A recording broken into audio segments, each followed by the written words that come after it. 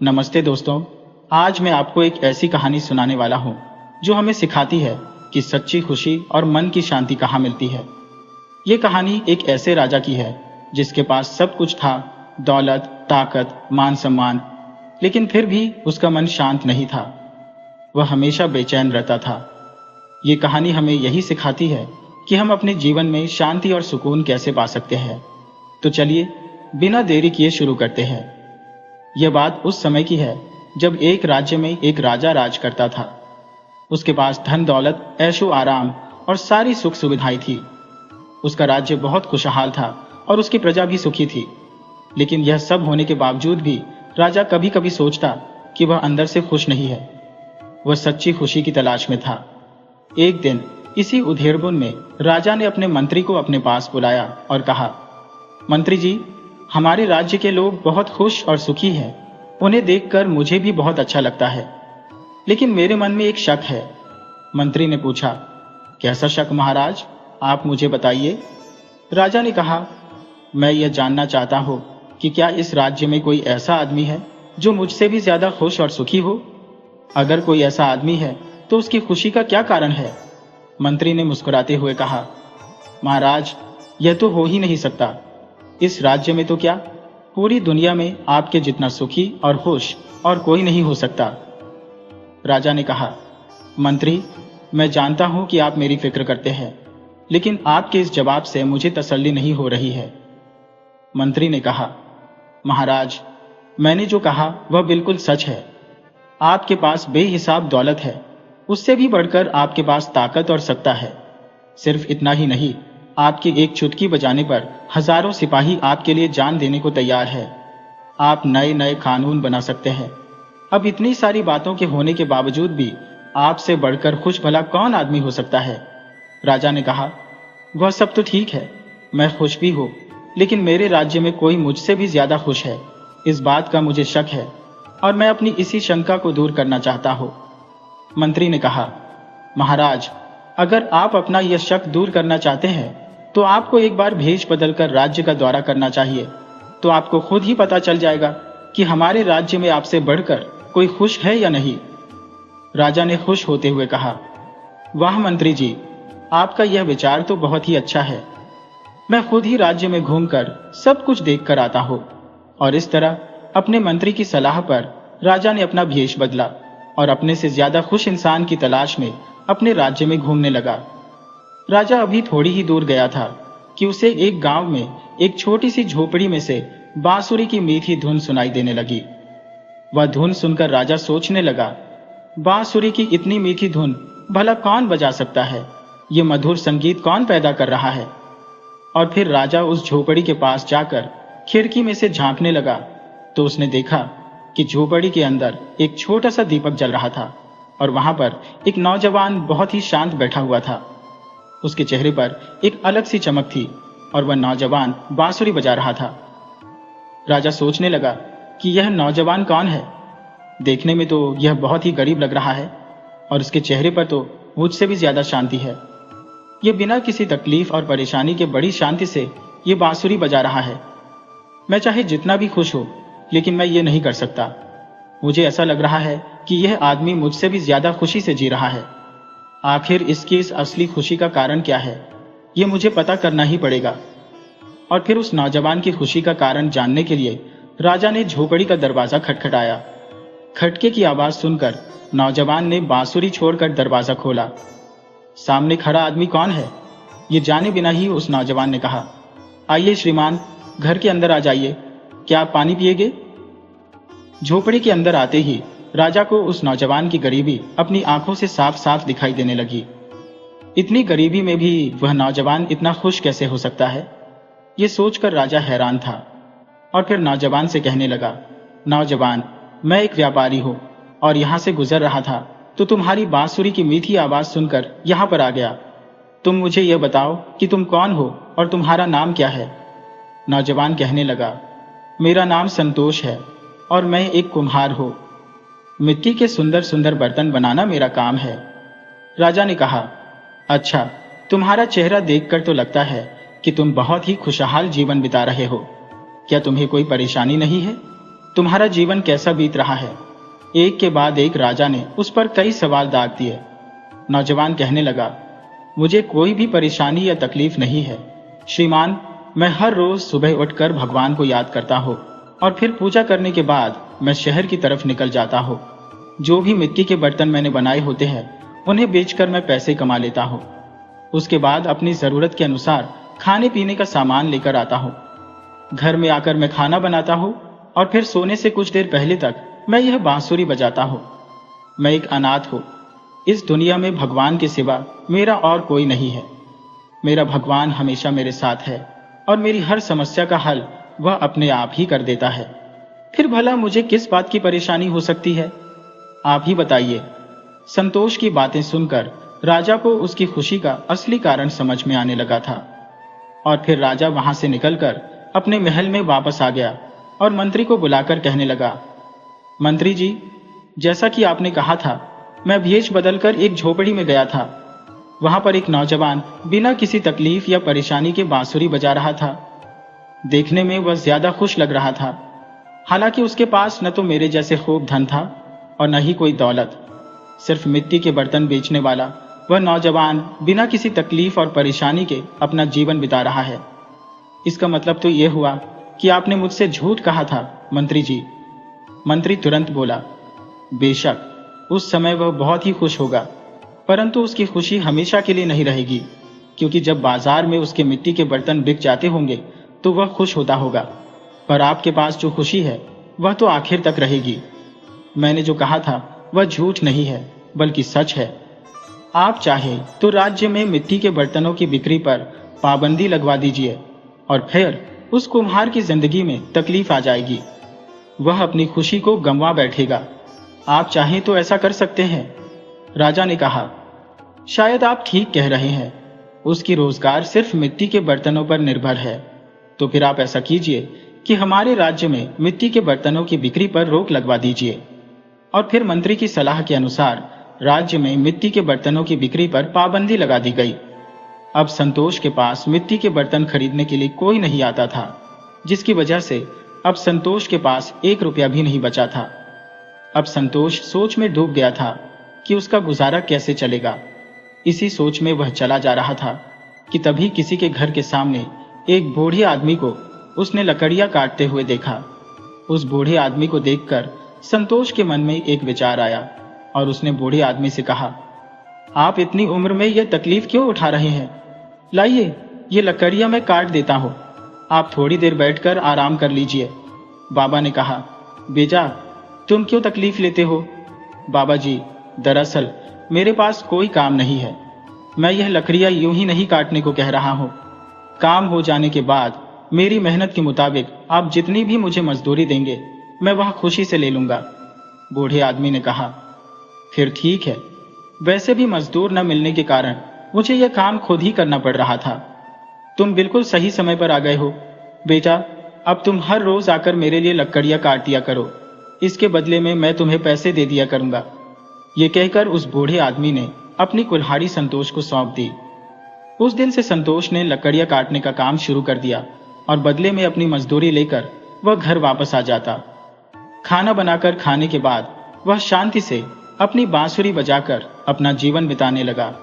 दूसरी तरफ राजा ने अपने मंत्री से कहा, मंत्री जी, अब तो हमारे राज्य में मिट्टी के बर्तनों पर पाबंदी लग चुकी है। लोग इस कानून का पालन तो कर रहे हैं ना? मंत्री ने कहा, जी महाराज, हमने सारा इंतजाम बहुत ही सख्ती से किया है। बाजार में कोई भी मिट्टी का बर्तन नहीं खरीद सकता, तो फिर बर्तन बनाने वाले क्या करेंगे? अब तो राज्य में मिट्टी के बर्तनों पर पूरी तरह से पाबंदी लग चुकी है। राजा ने कहा, अच्छा, तो फिर वह संतोष इस समय कैसे अपना गुजारा कर रहा होगा, यह देखने की मेरी बहुत ही इच्छा हो रही है। हमने उसकी रोजगार छीन ली। अब तो वह जरूर दुखी होकर बैठा होगा। मैं आज ही भेष बदलकर संतोष को देखकर आऊंगा, तब जाकर मुझे आपकी बातों पर यकीन होगा। ये कहकर राजा ने एक बार फिर से अपना भेष बदला और संतोष की झोपड़ी की तरफ चल दिया। जब राजा संतोष की झोपड़ी के पास पहुंचा तो उसे फिर से वही बांसुरी की मधुर धुन सुनाई देने लगी। बांसुरी की धुन सुनकर राजा हैरान रह गया और झोपड़ी के अंदर गया। संतोष से कहने लगा, संतोष, अब तुम अपना जीवन कैसे गुजार रहे हो? मैं यहाँ से गुजर रहा था तो सोचा तुमसे मिलता चलूं। तुम कैसे हो? संतोष ने कहा। मैं तो बहुत ही बढ़िया हूँ श्रीमान, आप बताइए आप कैसे हैं? राजा बोला। मैं तो ठीक हूँ। अपने राज्य में मिट्टी के बर्तनों पर पाबंदी लग गई है ना, तो फिर तुम्हारी रोजगार कैसे चल रही है? तुम अपना जीवन कैसे गुजार रही हो? नौजवान ने कहा। सच कहा आपने, इस वजह से मुझे थोड़ा नुकसान तो हुआ, लेकिन जैसी भगवान की इच्छा। परंतु अब मैं लकड़ियां काटने का काम करता हूँ। इन्हीं पैसों से मैं अब खुशी खुशी जी रहा हूँ। भगवान की मेहरबानी से मुझे कोई तकलीफ नहीं है।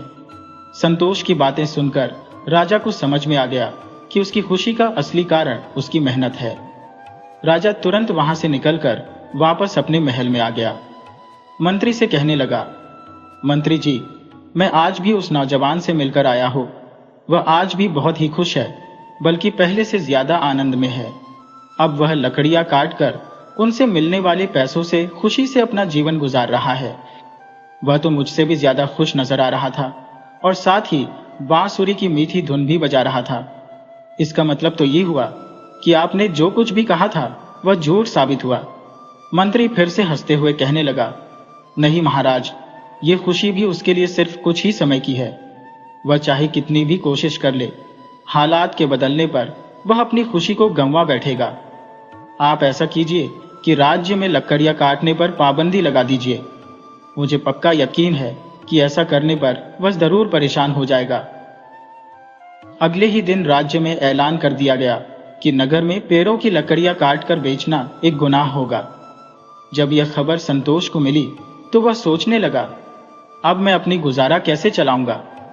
इसी सोच में जब वह अपने घर से बाहर निकला तो देखा कि नगर के चौराहे पर एक आदमी मटके में पानी लेकर बैठा हुआ था और आने जाने वाले मुसाफिरों को वह पानी पिला रहा था। इसके बदले में मुसाफिर उस आदमी को कुछ न कुछ पैसे दे जाते थे। उसने जब यह देखा तो उसने भी एक मटका खरीदा और नगर के दूसरे चौराहे पर जाकर बैठ गया और आते जाते राहगीरों को पानी पिलाने लगा। इसके बदले में लोग उसे कुछ न कुछ पैसे दे जाते। इस तरह से संतोष अपना जीवन बिताने लगा। दूसरी तरफ राजा एक बार फिर से संतोष के घर पहुंचा। वह देखना चाहता था कि इस बार संतोष की हालत कैसी है। लेकिन वह संतोष के घर पहुंचा तो संतोष फिर से वही मधुर बांसुरी की धुन बजा रहा था। उसके चेहरे पर खुशी साफ साफ दिखाई दे रही थी। राजा यह देखकर हैरान था। उसने संतोष से पूछा, भाई, मैंने तो सुना था कि राजा ने लकड़ियों के काटने पर पाबंदी लगा दी है, तो फिर तुम इतने खुश कैसे हो? संतोष ने राजा को बताया कि अब उसने चौराहे पर राहगीरों को पानी पिलाने का काम शुरू कर दिया है। राजा जब वापस अपने महल में पहुंचा तो उसने मंत्री को बुलाकर सारी बात उसे बताते हुए कहा, मंत्री जी, अब आपकी दूसरी तरकीब भी काम में नहीं आई। इस तरह से तो वह नौजवान अपनी रोजगार के लिए कोई ना कोई तरीका ढूंढ ही लेगा। इस बार आप उसे महल के अंदर पहरेदारी का काम दे दीजिए। यहाँ पर उसे जो तकलीफें होंगी, मुझे पूरा यकीन है कि इस बार वह अपनी खुशी को गंवा बैठेगा। राजा ने कहा, इसका मतलब तो यह हुआ कि आप चाहते हो कि मैं उसे और भी परखूं। ठीक है, ऐसा ही किया जाएगा। उसे हमारे महल में लाया जाए और महल के काम पर लगा दिया जाए। अगले दिन कुछ सिपाही संतोष की झोपड़ी में पहुंच गए और कहने लगे, नौजवान, तुम्हें एक बढ़िया मौका मिल गया है। राजा ने आदेश दिया है कि तुम्हें राजमहल के पहरेदारों में शामिल कर लिया जाए। तुम इसी समय हमारे साथ चलो। ये सुनकर संतोष हैरान था और कहने लगा, मुझे राज दरबार में किसी भी तरह के काम की कोई जरूरत नहीं है। आज तक मैंने अपनी मेहनत से जो कुछ भी कमाया है, मैं उसी से अपना जीवन खुशहाली से जीता आ रहा हूं। मैं तुम लोगों के साथ नहीं आऊंगा। सिपाही बोले, तुम्हें मालूम भी है कि तुम क्या कह रहे हो? अगर तुमने राजा के दिए हुए आदेश को नकारा तो यह राजा का अपमान होगा और इसके बदले वह तुम्हारी गर्दन भी कटवा सकता है। इसलिए बिना कुछ कहे चुपचाप हमारे साथ चलो। और फिर उसकी बात अनसुनी करके सिपाही उसे जबरदस्ती उठाकर महल में ले गए और उसे पहरेदार बनाकर महल में खड़ा कर दिया गया। इस नए काम में संतोष को हर महीने तनख्वाह दी जानी थी, लेकिन रोज की मजदूरी अब उसे नहीं मिलने वाली थी। वह सोचने लगा, मेरे लाख मना करने के बावजूद भी मुझे यहाँ पर लाकर खड़ा कर दिया गया। मैं मजदूरी करके हर रोज पैसे कमा लेता था और हर रोज कुछ न कुछ पकाकर खा लेता था। परंतु यहाँ पर तो मुझे महीने की आखिर में तनख्वाह मिलेगी, तो फिर मेरा रोज का गुजारा कैसे चलेगा? अब रोज के खर्चे पूरे करने के लिए उसके हाथ में पैसे नहीं थे। ये सोचते सोचते उसके दिमाग में एक विचार आया, क्यों न मैं अपनी कमर पर लटकी हुई इस तलवार को बेचकर कुछ पैसे हासिल कर लूं। और फिर संतोष एक साहूकार के पास गया। कहने लगा, सेठ जी, यह तलवार आप अपने पास गिरवी रख लीजिए। इसके बदले में आप मुझे कुछ रकम दे दीजिए, ताकि मैं रोज कुछ न कुछ खा पी सकूं। जब मुझे महीने की आखिर में तनख्वाह मिल जाएगी, तो मैं आपके सारे पैसे ब्याज सहित आपको लौटाकर अपनी तलवार ले जाऊंगा। सेठ ने कहा, ठीक है, अगर तुम मेरे पैसे वापस नहीं कर सके तो मैं तलवार बेचकर अपनी रकम वसूल कर लूंगा। और फिर संतोष व्यापारी से रकम लेकर अपनी जरूरत के अनुसार खाने पीने का राशन इकट्ठा कर लेता है। लेकिन इसके बाद संतोष को इस बात का एहसास हुआ कि अगर महल में किसी को पता लग गया कि उसके पास तलवार नहीं है, तो उसके लिए मुसीबत खड़ी हो जाएगी। ये सोचकर संतोष एक बढ़ई के पास गया और उससे लकड़ी की तलवार बनवाकर उसे म्यान में डालकर अपनी कमर में लटका लिया। अब संतोष अपना जीवन कैसे बिता रहा था, ये देखने के लिए एक दिन राजा संतोष की झोपड़ी के पास गया। जब उसने संतोष की झोपड़ी में से बांसुरी की मीठी धुन सुनी, तो राजा हैरान रह गया और सोचने लगा, आखिर ये कैसे हो गया? चाहे जो भी हो जाए, यह आदमी हमेशा खुश रहता है। मुझे समझ में नहीं आता कि आखिर इसकी खुशी का असली कारण क्या है। राजा बिना कुछ कहे चुपचाप अपने महल में वापस लौट गया और मंत्री से कहने लगा, मंत्री जी, वह नौजवान संतोष तो अभी भी इतना खुश कैसे है? ये बात मुझे समझ में नहीं आ रही। हमने तो उसकी रोजगार में रुकावट डाली, फिर उसे महल में बुलवाकर पहरेदारी के काम पर लगवा दिया, परंतु आज भी वह नौजवान बिना किसी परेशानी के खुशी खुशी अपना जीवन बिता रहा है। ये बात मुझे हजम नहीं हो रही। मेरे पास सब कुछ है, लेकिन वह खुशी और वह शांति नहीं है, जबकि उसके पास कुछ भी नहीं है, फिर भी वह इतना खुश कैसे है? मंत्री ने कहा, महाराज, अगर अब भी वह नौजवान खुशहाल जिंदगी बिता रहा है, तो हो सकता है कि उसने आज तक कोई गुनाह न किया हो, न ही कोई ऐसा काम किया हो जो उसे गलत लगता हो, जिसका उसे पछतावा हो। इसलिए महाराज, अगर हम संतोष के हाथों किसी को मौत की सजा दिलवाए, तो फिर उसे भी लगेगा कि उसने कुछ गलत कर दिया है और अपराध के कारण वह अपनी खुशी जरूर ही खो बैठेगा। इसलिए महाराज, संतोष को यह आदेश दिया जाए कि वह किसी गुनाहगार को मौत की सजा दे। इसके बाद उसे तकलीफ होगी, फिर देखना वह कैसे अपनी खुशी को गंवा देगा। और फिर राजा के आदेश पर अगले दिन सुबह ही संतोष को एक खुले मैदान में ले जाया गया, जहां पर एक गुनाहगार खड़ा था। उसके एक तरफ पहरेदारों का मुखिया खड़ा था और यह सब देखने के लिए कुछ लोग भी वहां पर मौजूद थे।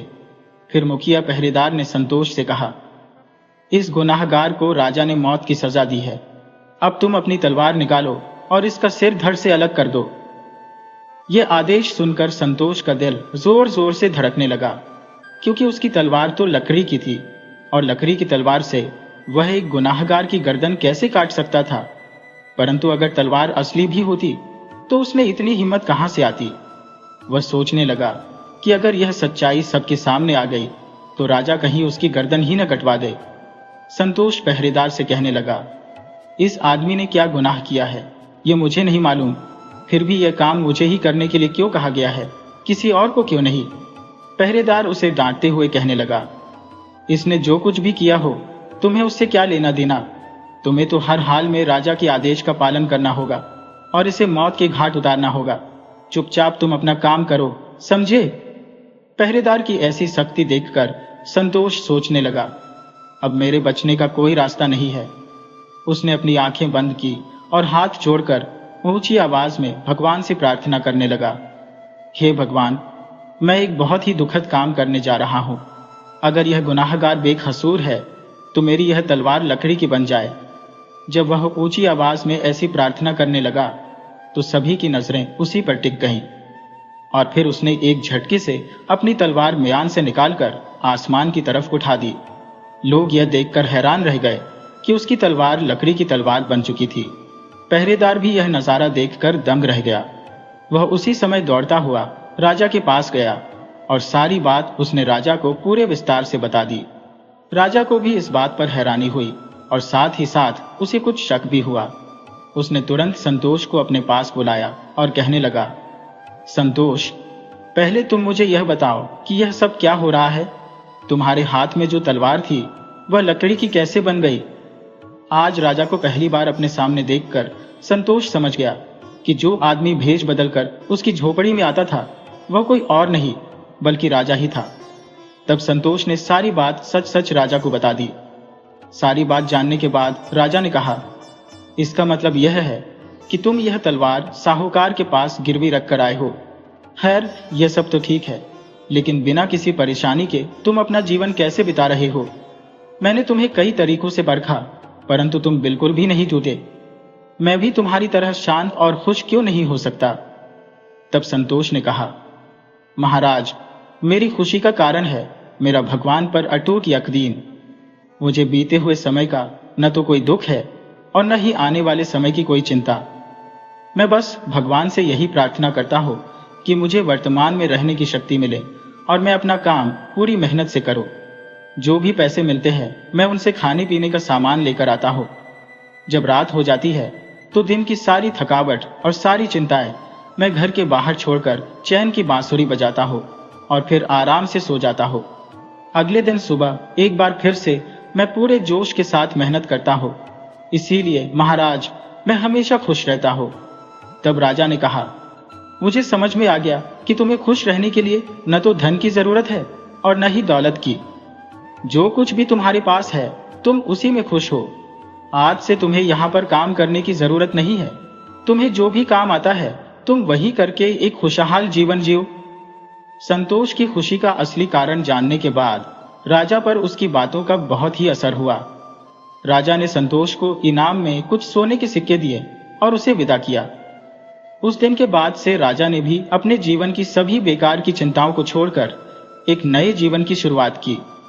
दोस्तों, अक्सर हम सोचते हैं कि हमारी खुशी दौलत या किसी बड़े पद में छुपी हुई है, लेकिन असली खुशी अपने काम को दिल लगाकर करने में और भगवान पर भरोसा रखने में है। सवाल यह नहीं कि हमारे पास क्या है और क्या नहीं, बल्कि जो भी हमारे पास है क्या हम उसके लिए भगवान का शुक्रिया अदा करते हैं। इसी में सच्चा सुख है। अगर आपको यह कहानी अच्छी लगी हो तो इसे लाइक करें, अपने दोस्तों के साथ शेयर करें और कमेंट करके हमें अपनी राय जरूर दें। अगर आप हमारे चैनल पर नए हैं तो चैनल को सब्सक्राइब करना न भूलें।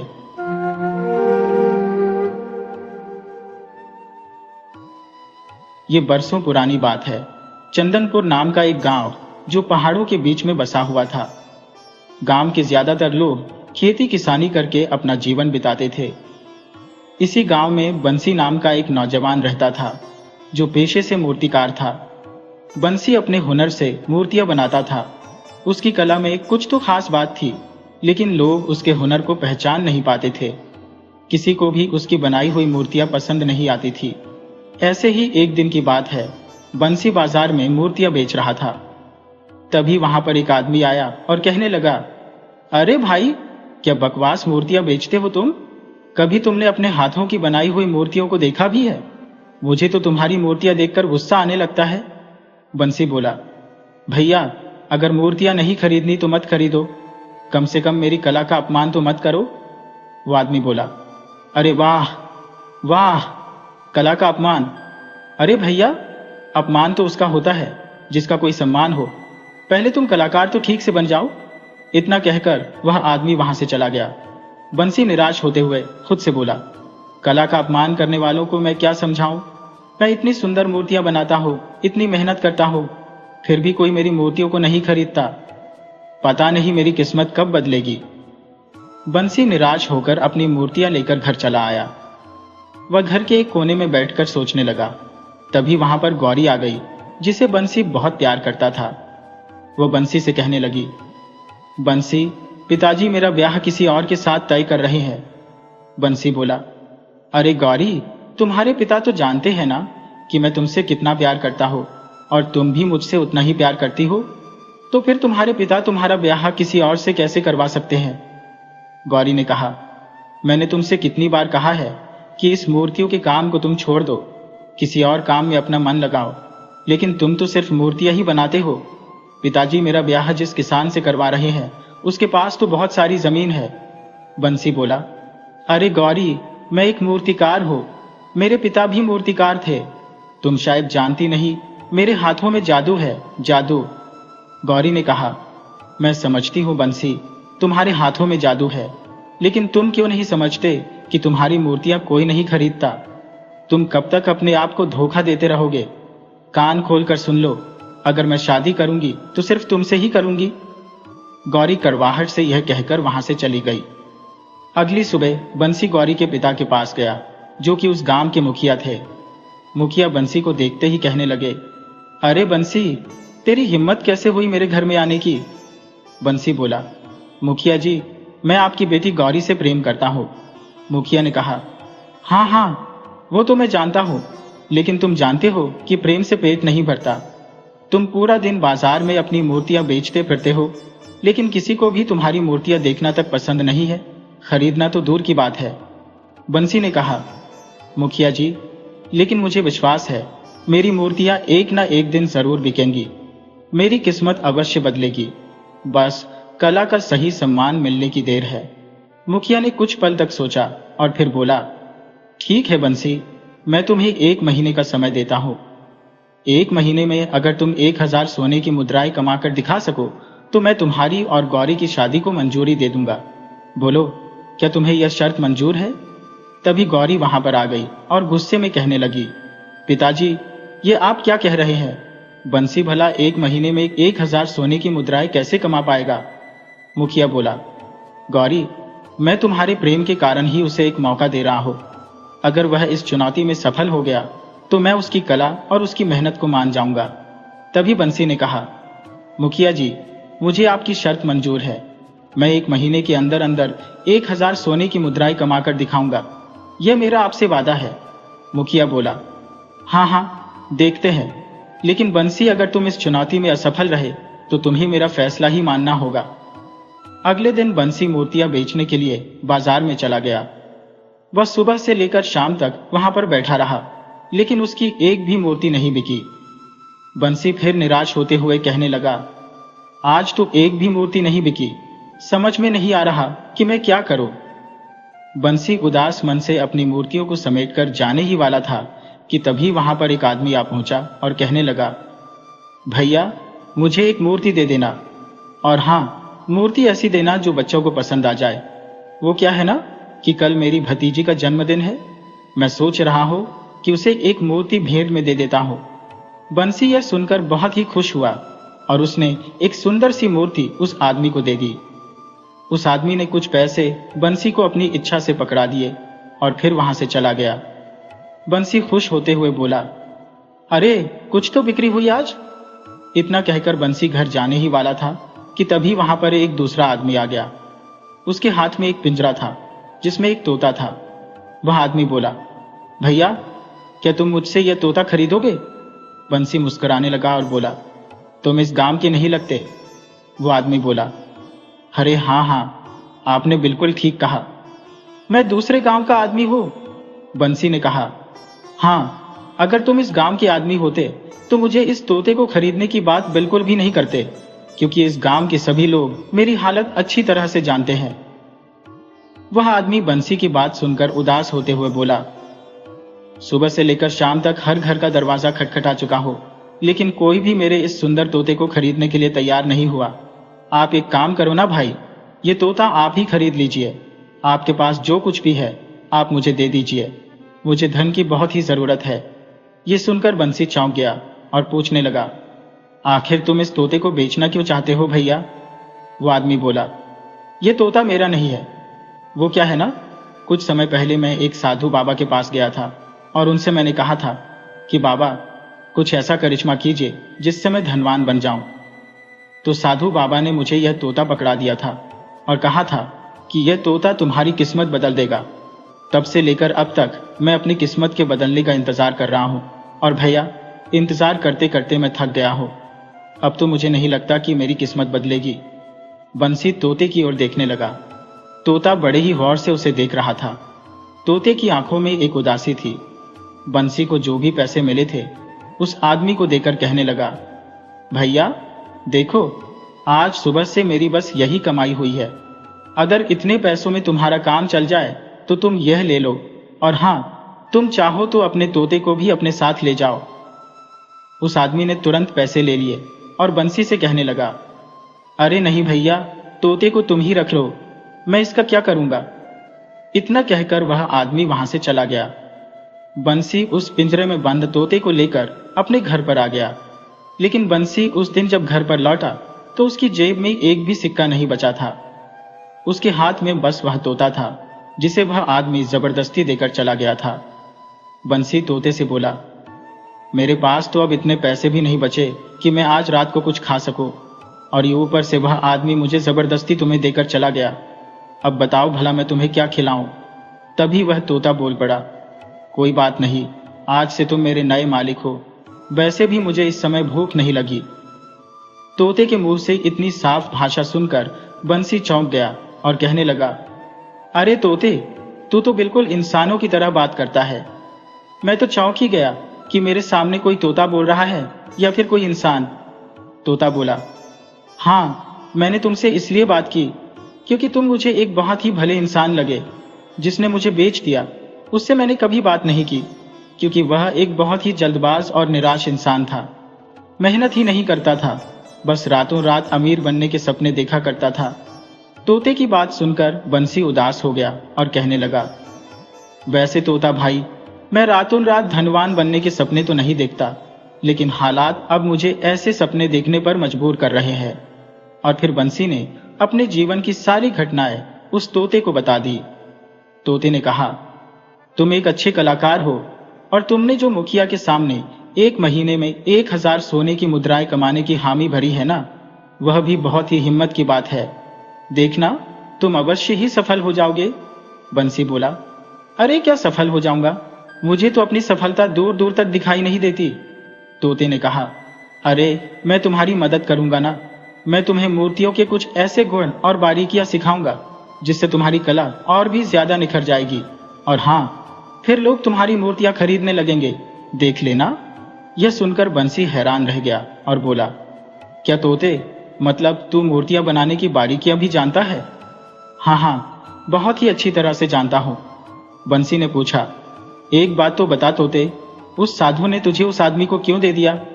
तोते ने जवाब दिया, साधु की बात तो साधु ही जाने, मुझे नहीं पता। अगले दिन सुबह होते ही तोता बंसी को मूर्तियों की कुछ बारीकियों के बारे में बताने लगा।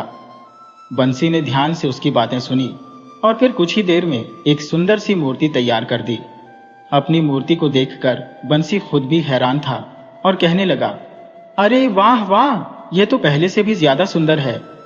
तोता बोला, मैंने तुमसे कहा था ना कि मैं तुम्हें बहुत कुछ सिखा दूंगा। चलो अब बाजार चलते हैं। बंसी और तोता मिलकर वह मूर्ति लेकर बाजार में गए। कुछ ही देर में एक ग्राहक वहां पर आया जिसने अच्छे दामों में वह मूर्ति खरीद ली। खुश होकर बंसी घर लौट आया। उसने अच्छा सा खाना बनाया और कुछ खाना तोते के सामने रखते हुए बोला, अरे ये लो तोते, थोड़ा सा तुम भी खा लो, थोड़ा मैं खाता हूं।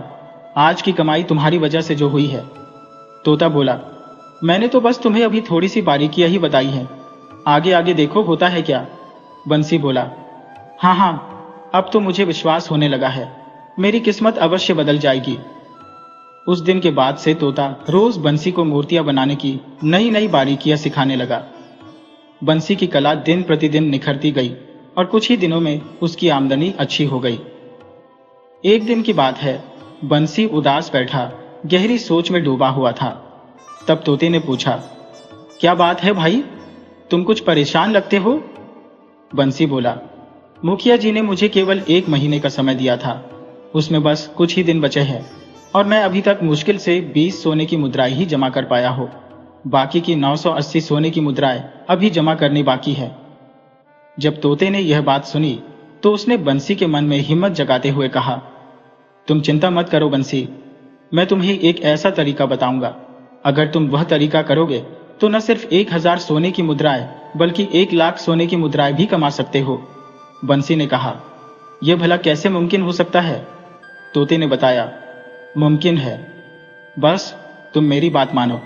बंसी इसके लिए तैयार हो गया और कहने लगा, हाँ हाँ, मैं बिल्कुल तैयार हूँ, लेकिन हाँ, मुखिया जी ने एक शर्त और रखी थी कि वह 1000 सोने की मुद्राएं मुझे सिर्फ और सिर्फ मूर्तियां बेचकर ही कमानी है। अब देखो, अगर तुम्हारा कोई और तरीका है तो मुझे माफ करना। तोता कहने लगा, मेरा तरीका भी मूर्ति से ही जुड़ा हुआ है। मैं जिस खास मूर्ति की बात कर रहा हूं ना, अगर तुम उसे वैसे का वैसा ही बनाओगे और जहां मैं कहूंगा वहां लेकर चलोगे तो मुझे पूरा यकीन है कि वह मूर्ति बहुत ज्यादा कीमत पर बिकेगी। बंसी ने कहा, ठीक है। फिर तोता बताने लगा कि किस तरह की मूर्ति बनानी है। रात भर मेहनत करके बंसी ने एक सुंदर राजकुमार की मूर्ति तैयार कर दी। बंसी अपने द्वारा बनाई गई मूर्ति को देखकर हैरान होते हुए कहने लगा, अरे, यह मूर्ति तो सचमुच किसी राजकुमार जैसी लगती है। तोते, क्या तुमने इस राजकुमार को कभी देखा है? तोता बोला, ओहो, तुम वह सब छोड़ो। अब तुम इस मूर्ति को लेकर विशालगढ़ के राजा सुखसेन के दरबार में जाओ। मैं भी तुम्हारे साथ चलूंगा। बंसी तैयार हुआ और मूर्ति को लेकर तोते के साथ विशालगढ़ की ओर निकल पड़ा। कुछ घंटों के बाद बंसी राज दरबार में खड़ा था। सामने राजा सुखसेन सिंहासन पर बैठे हुए थे। राजा ने पूछा, कौन हो तुम? बंसी बोला, महाराज, मेरा प्रणाम स्वीकार करें। मैं एक मूर्तिकार हूं और मेरा नाम बंसी है। मैंने आपके लिए एक खास मूर्ति बनाई है। यदि आप उसे देखेंगे तो मुझे विश्वास है कि आप उसे देखकर खुश हो जाएंगे और मुझे 1000 सोने की मुद्राएं इनाम में देंगे। राजा बोला, अच्छा, ऐसा क्या है उस मूर्ति में? चलो दिखाओ तो सही। बंसी ने धीरे से मूर्ति को सामने खड़ा कर दिया। राजा सुखसेन की आंखें मूर्ति को देखकर भर आईं, लेकिन अगले ही पल वह गुस्से में हुए और कहने लगे, तुमने इस मूर्ति को किसके कहने पर बनाया है? क्या तुम इसे पहचानते हो? बंसी बोला, माफ करिएगा महाराज, लेकिन मैं इन्हें नहीं जानता। मैंने इन्हें कभी नहीं देखा। राजा ने पूछा, क्या तुम कभी इससे मिले हो? साफ साफ बताना, झूठ मत बोलना। नहीं नहीं महाराज, मैं तो इनसे कभी नहीं मिला। राजा बोला, अरे, तो फिर तुमने इनकी हूबहू मूर्ति कैसे बना ली? तोता, जो अब तक चुप बैठा था, बंसी के कान में फुसफुसाया, मेरा नाम मत लेना। बस यही कहना कि राजकुमार तुम्हारे सपने में आया था और उसने कहा था कि राजा सुखसेन मूर्ख है। मेरी मूर्ति बनाओ और उसे दिखाओ, जिससे कि उसकी मूर्खता दूर हो जाएगी। बंसी तोते से बोला, यह तो क्या बकवास कर रहा है, मरवाएगा क्या? तोते ने कहा, अरे, अगर सोने की मुद्राएं चाहिए तो वही कहो जैसा मैंने तुम्हें कहा है। राजा फिर से बोला, सच सच बताओ कि तुमने यह मूर्ति क्यों बनाई है? बंसी घबराते हुए बोला, महाराज, कल रात को राजकुमार मेरे सपने में आया था। उसने मुझसे कहा था कि राजा सुखसेन मूर्ख है। मेरी मूर्ति बनाओ और उसे दिखाओ, जिससे कि उसकी मूर्खता खत्म हो जाएगी। ये सुनकर राजा सुखसेन का चेहरा गुस्से से पूरी तरह लाल हो गया। अरे मूर्ख, तू जानता भी है कि तूने आखिरकार किसकी मूर्ति बनाई है? राजा ने गुस्से में सैनिकों की ओर देखा और कहा, सैनिकों, इस मूर्ख को तुरंत जेल में डाल दो। फिर बंसी को तोते के साथ जेल में डाल दिया गया। रात भर वह बेचैनी से जागता रहा और तोते से कहता रहा, तोते, तुमने तो मुझसे कहा था कि मुझे इनाम मिलेगा। वाह, क्या इनाम मिला है। देखो, राजा सुखसेन ने मुझे सीधा जेल में डलवा दिया। अब मैं क्या करूं? तोते ने कहा, अरे, तुम घबराते बहुत हो। चिंता मत करो, तुम मेरी बात पर भरोसा रखो, तुम्हें इनाम जरूर मिल जाएगा। बंसी बोला, हे भगवान, मैं ही मूर्ख था जो इस तोते की बातों में आ गया। बंसी ने सारी रात तोते से बात नहीं की। अगली सुबह एक सैनिक जेल में आया और बंसी से कहने लगा, चलो बाहर चलो, राजा सुखसेन ने तुम्हें दरबार में बुलाया है। बंसी चुपचाप दरबार में पहुंच गया। राजा बोला, कल तुमने जो मूर्ति हमें दिखाई थी, तुम्हें पता है कि वह मूर्ति किसकी है? तुम्हारे सपने में जो आया था वह मेरा छोटा भाई था। उसने सपने में तुमसे कहा था कि मैं मूर्ख हूं और जब उसकी मूर्ति बनाकर मेरे सामने रखोगे तभी मुझे थोड़ी अक्ल आएगी। बोलो, यही कहा था ना? बंसी बोला, महाराज, आपको कोई गलतफहमी हो गई है। मैंने मूर्ति किसी राजकुमार की बनाई थी, आपके भाई की नहीं।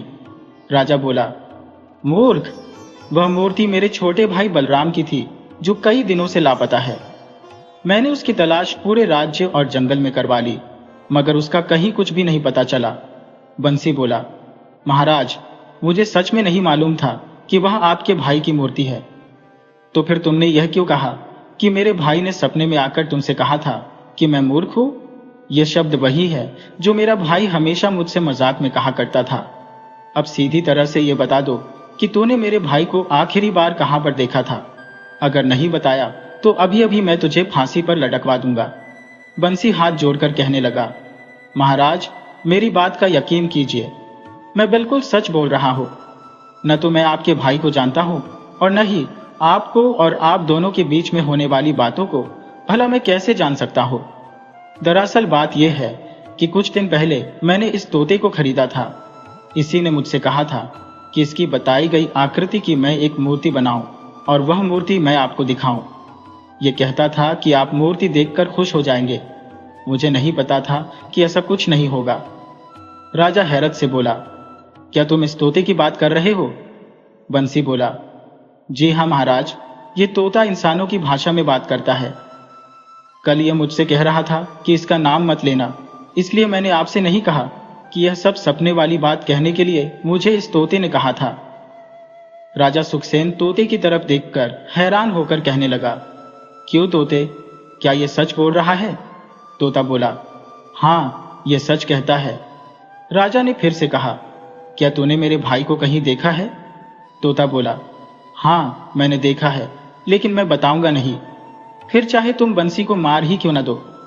बंसी तोते की यह बात सुनकर डर के मारे कहने लगा, नहीं नहीं महाराज, ऐसा मत कीजिएगा। राजा गुस्से से बोला, बस बहुत हो गया।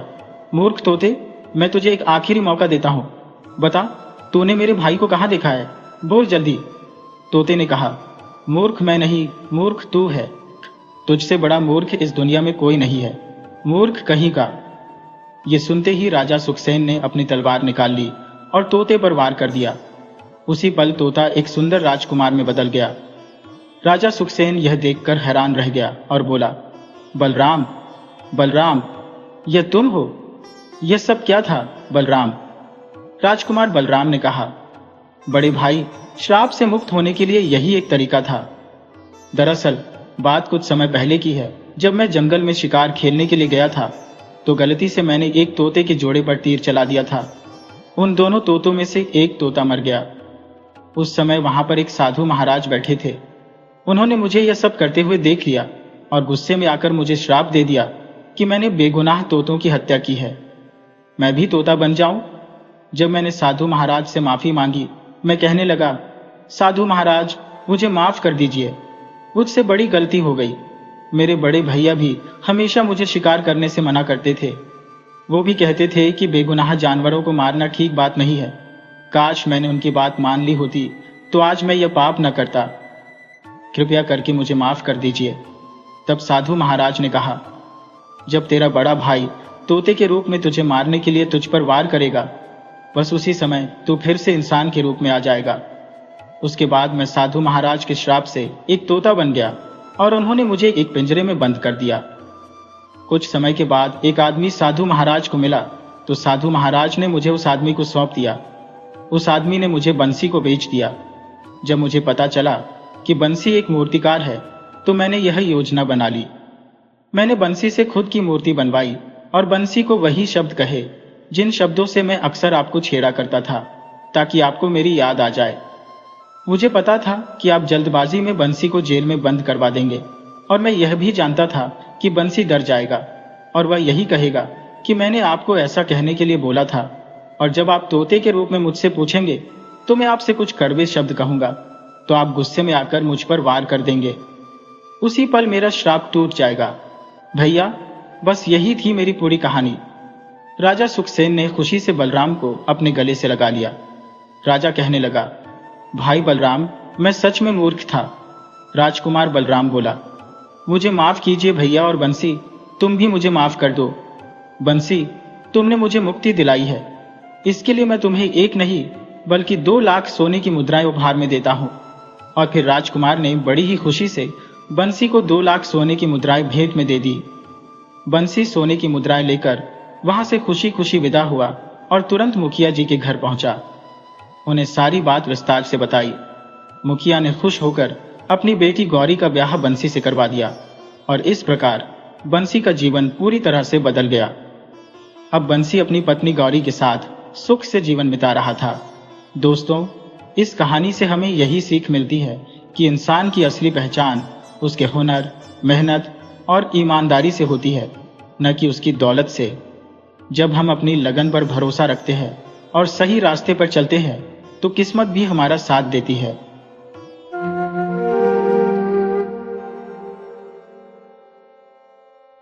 ये कहानी है दो सीधे सादे भाइयों की, एक बहुत ही चतुर औरत की और दो ऐसे डाकुओं की जिनकी अक्ल घुटनों में थी।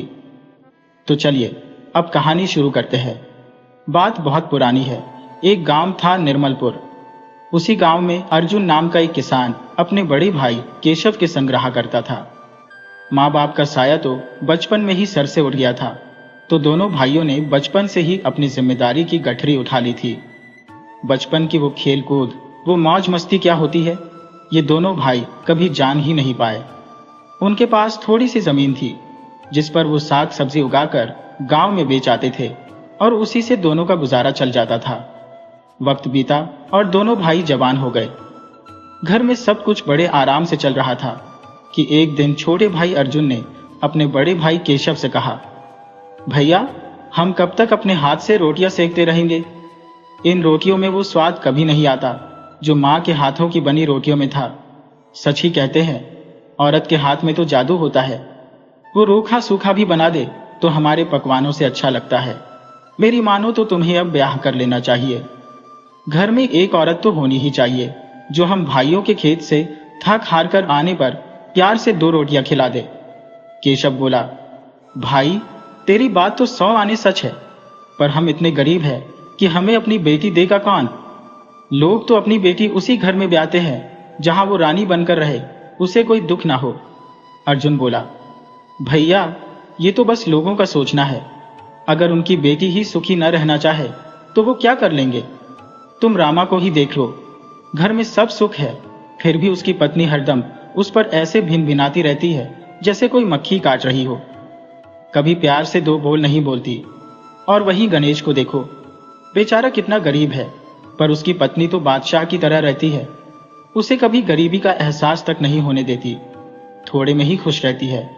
इस दुनिया में पैसे से बड़ा तो प्यार है। जहां प्यार मिल जाए वहां औरत खुद को सबसे अमीर समझती है। केशव ने हंसकर कहा, अर्जुन, तू तो बड़ी ज्ञान की बातें करने लगा है। ये सब कहां से सीखा है तूने? अर्जुन बोला, पड़ोस वाले पंडित जी रोज अपनी पड़ोसनों को यही समझाते हैं, पर वो सब कहती है, जाओ जाओ अपनी पंडिताइन को समझाओ, हमें सिखाने की जरूरत नहीं है। वो पड़ोसने भले उनकी बात न समझे, पर मैं सब समझ जाता हूं। वो तो पंडित जी को इसलिए ऐसा बोल देती है ताकि कहीं उन्हें दक्षिणा न देनी पड़ जाए। कुछ भी कहो, पंडित जी बातें तो पते की करते हैं, पर उनकी पंडिताइन उनकी कोई इज्जत नहीं करती। हरदम उन पर चिल्लाती रहती है, पर वो बेचारे कभी अपनी पत्नी को पलटकर जवाब नहीं देते। केशव ने कहा, जब तू इतना ही चाहता है कि घर में औरत आए तो तू ही क्यों नहीं ब्याह कर लेता? अर्जुन बोला, उससे तुम्हारा क्या भला होगा? तुम तो अकेले के अकेले ही रह जाओगे। ऊपर से मेरी जिम्मेदारियां और बढ़ जाएंगी। तुम पहले की तरह खुलेआम घर में नहीं घुस पाओगे। दरवाजे पर बैठकर किसी भोले की तरह आवाज लगानी पड़ेगी, अर्जुन पानी लाओ, अर्जुन खाना लाओ, अर्जुन हुक्का लाओ। अरे, जब तुम ब्याह कर लोगे तो हम दोनों की ही मुश्किल हल हो जाएगी। भाभी मुझसे थोड़ा शर्माएगी तो वो तुम्हें भी खाना खिलाएगी और मुझे भी, और मेरे लिए घर में आना जाना भी बंद नहीं होगा। केशव बोला, चल ठीक है, तू ही मेरा ब्याह पक्का करा, मैं शादी के लिए तैयार हूं। अर्जुन ने कहा, जल्दी ही कोई जुगाड़ करता हो।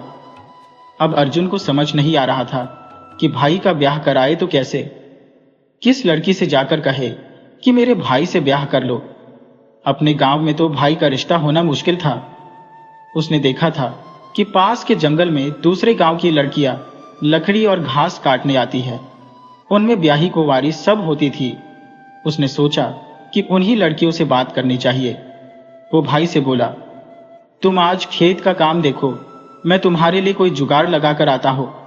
भाई से आज्ञा लेकर अर्जुन जंगल की तरफ निकल गया। उस दिन जंगल में कुछ कुंवारी लड़कियां बड़े ही जोश में घास काटने आई थी। उन्होंने जल्दी जल्दी घास काट ली। अब 4-5 लड़कियों के झुंड में अर्जुन किससे बात करे, किसकी हिम्मत करे कि कह दे मेरे भाई से ब्याह कर लो, मेरी भाभी बन जाओ। वो बेचारा दूर खड़ा बस उन्हें घास काटते देखता रहा। लड़कियां भी जंगल में बड़ी होशियारी से जाती थी, हमेशा झुंड में रहती थी ताकि किसी एक पर मुसीबत आए तो सब मिलकर सामना कर सके। उन्हें जंगली जानवरों से ज्यादा इंसानी जानवरों का डर था। उनके पास हमेशा तेज धार वाला हंसिया रहता था। उनमें से एक लड़की ने देख लिया कि एक जवान लड़का दूर से उन्हें घूर रहा है।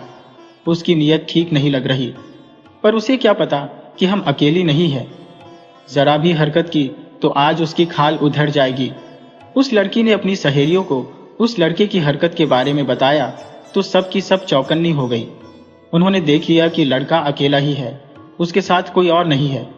तो एक बोली, आज अगर इसे ऐसे ही जाने दिया तो कल ये 2-4 और लड़कों को ले आएगा और हमें घूरता रहेगा। आज ही इसे ऐसा सबक सिखाते हैं कि याद रखिएगा। एक लड़की ने दूसरी को उपाय सुझाया, तुम पास वाले तालाब में नहाने के लिए अकेले जाओ। अगर वो मन चला होगा तो तुम्हें छेड़ने के लिए तालाब तक जरूर आएगा। उसके बाद हम सब मिलकर उसे इतना पीटेंगी कि वो जंगल में आना ही भूल जाएगा। तो एक लड़की सच में तालाब में नहाने के लिए उतर गई। तालाब थोड़ा दूर था। अर्जुन ने देखा कि एक लड़की अकेली होकर तालाब की तरफ जा रही है। उसने सोचा, अकेली लड़की से बात करना तो बहुत आसान होगा। मैं तालाब के पास जाकर उससे कहता हूं कि वो मेरे भाई केशव से ब्याह कर ले। हम दोनों भाई उसे घर में रानी बनाकर रखेंगे। फिर उसे कभी लकड़ी या घास काटने के लिए भटकना नहीं पड़ेगा। वो भी बड़े रौब से तालाब की तरफ चल दिया। उस समय लड़की तालाब में नहाने उतर चुकी थी। अर्जुन ने इधर उधर देखा कि पास में कोई आदमी नहीं है और उसकी सहेलियां भी दूर है। वो लड़की से बोला, क्यों लड़की, तुम दिन रात घास और लकड़ी काटकर अपना ये सुंदर शरीर क्यों बर्बाद कर रही हो? मेरी बात मान और मेरे भाई से ब्याह कर ले। हम दोनों भाई तुम्हें रानी की तरह रखेंगे। लड़की बोली, बदतमीज, ये क्या कह रहा है तू? तुझे जरा भी शर्म नहीं? एक तो तुझे किसी अकेली लड़की से बात नहीं करनी चाहिए और तू सिर्फ बात ही नहीं कर रहा, मुझे गलत सलाह भी दे रहा है। मान लिया मैंने किसी से ब्याह कर लिया तो ये कोई बुरा काम नहीं है, पर तू तो मुझे 2 के साथ रहने की सलाह दे रहा है। तुम दोनों भाई मिलकर मुझे रखोगे। ये तेरे सड़े हुए दिमाग की उपज है। तुझे नहीं पता कि लड़की का ब्याह उसके माँ बाप करते हैं, लड़की खुद से नहीं करती। तू कोई लफंगा लगता है। अर्जुन बोला, तुम गलत समझ रही हो। अरे मैंने कोई गलत बात नहीं कही। तुम ब्याह तो भाई से ही करोगी, पर घर में हम दोनों मिलकर तुम्हें साथ रखेंगे। हम तुम्हारे लिए ही तो मेहनत करके कमाएंगे। लड़की बोली, बदतमीज, अब भी तुझे अपनी बात पर शर्म नहीं आ रही? फिर से मुझे 2 के साथ रहने की बात कह रहा है। भाग यहां से, वरना आज तेरी हड्डियां टूट जाएंगी। अर्जुन बोला, भाभी, मैं आपको एक के साथ ही ब्याह की बात कर रहा हूं। तुम्हें एक के साथ ही रहना चाहिए। वो अभी लड़की से बहस कर ही रहा था कि बाकी लड़कियां वहां पहुंच गईं। नहा रही लड़की ने अपनी सहेलियों से कहा, देखो ये कमीना मुझे भाभी कह रहा था और मुझे 2 आदमियों के साथ ब्याह करने को बोल रहा था। ये 1 नंबर का कमीना है, मारो इसे। लड़की का इतना कहना था कि 4-5 लड़कियां दुर्गा का रूप लेकर अर्जुन पर टूट पड़ी। मार मार कर उसका बुरा हाल कर दिया। बेचारा किसी तरह गिरता पड़ता वहां से भागा, मगर उसके शरीर पर इतनी चोटें लगी थी कि उससे चला भी नहीं जा रहा था। किसी तरह घर पहुंचा तो केशव ने देखते ही समझ लिया कि आज इसकी खूब धुनाई हुई है। इसने जरूर किसी औरत के साथ बदतमीजी की होगी। वो बोला, तूने ऐसा क्या कर दिया कि पिट कर आ गया? अर्जुन बोला, मुझे मर्दों ने पीटा होता तो इतना दर्द ना होता, पर मुझे ना समझ लड़कियों ने पीटा है, इसलिए दर्द दुगना हो रहा है।